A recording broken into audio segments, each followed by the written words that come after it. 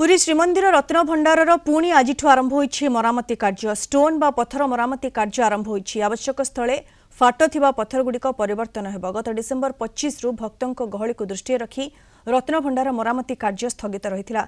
मार्गदर्शिका आधार में आज द्वितीय भोगमंडप परठू प्राय संध्या 6टा पर्यंत मरामती काम चलिबो।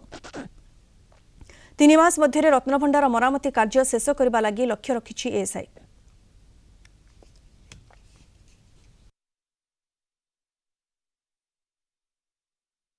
ये 2-3 मास जो समय नहीं भर सारे पड़ो कहीं आग को पुणी बड़ बड़ यात्रा आसूँ तेणुक मोर आम अनुमान जो मैंने सब कम जो एएसआई वाला से संपूर्ण भाव में सजग रही समस्त कम देखुं कर मंदिर प्रशासन भी संपूर्ण भाव में अनुध्यान सब कर हो ठीक समय भितर समस्त कम सारिकी सारी सारा पुणी महाप्रभुर जो रत्न भंडार जो सामग्री अवस्था अच्छी सी सब आसो ता भर पुणी गणति हम मणति हम मरामती हम बहुत आहरी गुड़िया कार्य अच्छी। नूतन वर्ष इंग्राजी नूतन वर्ष में महाप्रभु दर्शन निमंते लक्षाधिक भक्तर आगमन को आखि आगे रखी यही कार्य को स्थगित कर जहाँकि पुनश्च आज आरंभ करपरी भाव में आलोचना कर महाप्रभु द्वितीय भोगमंडप शेष होगा पर रत्न भंडार कार्य आरंभ कर भाव में आज कार्य कर यही रत्न भंडार कार्य चलुवा समय समस्त भक्त दर्शनार्थी माने महाप्रभुर बाहर घाट निकट महाप्रभु दर्शन करेंगे